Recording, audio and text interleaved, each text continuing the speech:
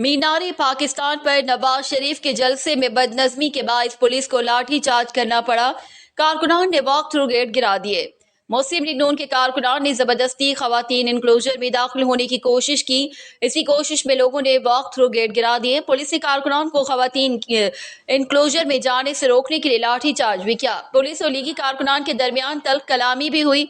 वाज़ेह रहे कि मुस्लिम लीग नून के कायद नवाज शरीफ की वतन वापसी के मौके पर मीनार पाकिस्तान में पार्टी ने जलसा किया। नवाज शरीफ की लाहौर आमद पर मरीम नवाज और मरियम औरंगजेब आबदीदा भी नजर आईं।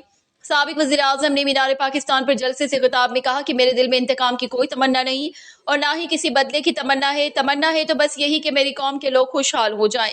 नवाज शरीफ ने कहा कि उम्र के इस हिस्से में मुल्क की तब्दीली चाहता हूँ।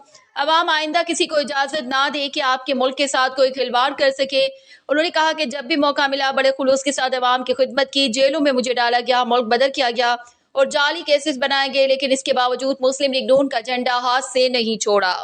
इसराइल की वहशियाना बमबारी से गजा की पट्टी खंडर का ढेर बन चुकी है। सूरत हाल में मजलूम फलस्तीनियों के लिए सिर्फ 20 इमदादी ट्रक गजा जाने की इजाजत दी गई है।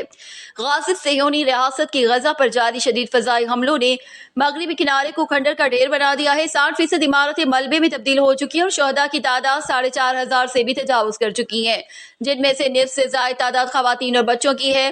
काबिज फौज के हमलों में 13,000 से ज्यादा फलस्तीनी जख्मी है और उन्हें इमदाद की शदीद जरूरत है।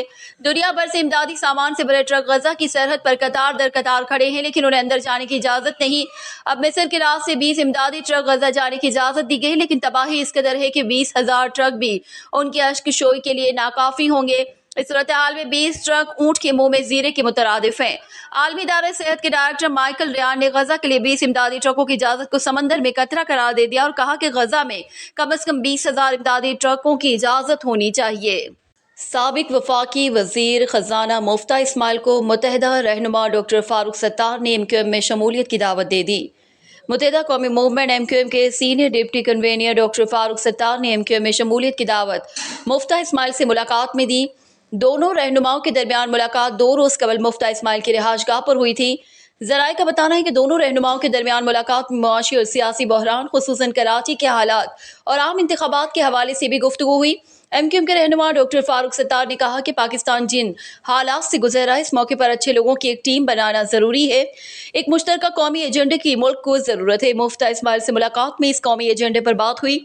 डॉक्टर फारूक सत्तार ने कहा कि मुफ्ता इस्माइल ने इन हालात में मुश्तरका कौमी एजेंडे की जरूरत को नागुज़ीर करार दिया। मुफ्ता को कहा कि इस वक्त MQM से बेहतर प्लेटफॉर्म नहीं जो कौमी एजेंडे, कौमी यकजहती कराची में तमाम इकाइयों को मिलाने की बात कर रहा है। इसराइल की जानिब से ईंधन और बिजली की बंदिश की वजह से गजा में कबल इस वक्त पैदा होने वाले 130 बच्चों की जिंदगियां खतरे में पड़ गई हैं। गासिब सह्योनी रियासत की गजा पर जारी शदीद फजाई हमलों ने मगरबी किनारे को खंडर का ढेर बना दिया है। 60% इमारतें मलबे में तब्दील हो चुकी हैं और शहदा की तादाद 4,500 से भी तजावुज कर चुकी हैं, जिनमें से निस्फ से ज्यादा तादाद खवातीन और बच्चों की है। बदतरीन इंसानी सूरत हाल में गजा में पैदा होने वाले 130 बच्चों की जिंदगियां खतरे में और गजा के डॉक्टरों ने दुनिया को खबरदार कर दिया है और कहा है कि अगर जल्द ईंधन अस्पतालों में नहीं पहुंचा तो मजीद बच्चों की जिंदगियां खत्म हो सकती हैं। इस वक्त गजा के अस्पतालों में 6 नौज़ायदा इंतहाई निगहदाश्त के यूनिट में, जिनमें शिफा और नासिर अस्पताल शामिल है। 9 अक्टूबर से इसराइली हुकाम ने गजा को ईंधन और बिजली की तरसील मुकम्मल बंद की गई है।